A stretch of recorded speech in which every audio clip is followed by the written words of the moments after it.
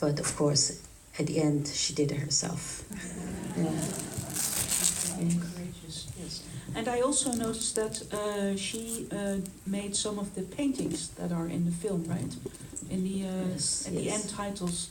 Yes. Yeah. She's also the lady who painted all the paintings in the film. Yeah. Yes. So in the film we actually see the daughter painting, but it is the actress. The mother was painting. Angelica Lee who is making the paintings, right? Yes. Yes. Yes. All right. And could you just before I open up the floor to the audience, could you tell us a little bit about the inspiration for this story, because you wrote it together with somebody you've worked with a number of times before, right? Yes. It's very funny because this film came to me about 2 years ago. Actually, a little bit more than 2 years ago. And I was preparing for another film I'm supposed to do in China. And somehow this script, it was not really a full script yet. It was just a story, more like a treatment, came to my desk. And I read it quickly. And then somehow a lot of images came to me. It was written by a Japanese boy who lives in Taiwan. And it has a lot of sentiments of the Japanese sentiment about the relationship between your parents and the children. And it's very touching because I have never received any treatment or stories from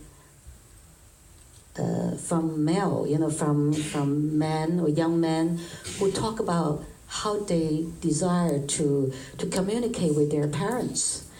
And he wrote it in a very magical way, which I just fell in love. It just somehow all these images just come to my mind.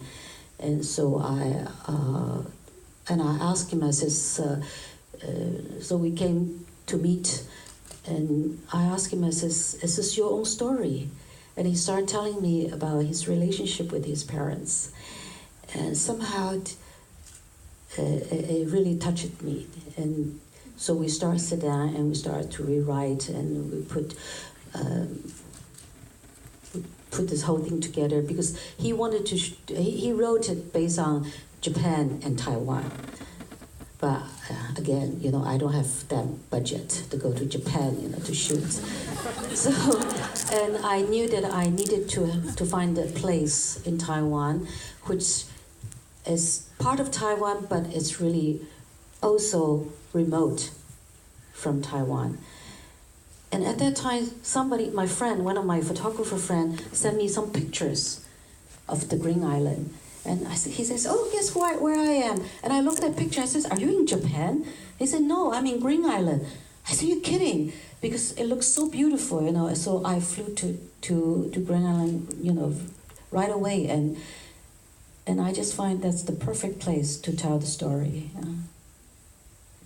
Thank you very much. So, it's difficult to see, actually, but maybe there are people in the audience who would like to ask a question. Go to the director. Don't be shy. Here in the back. Here in the back, right, okay.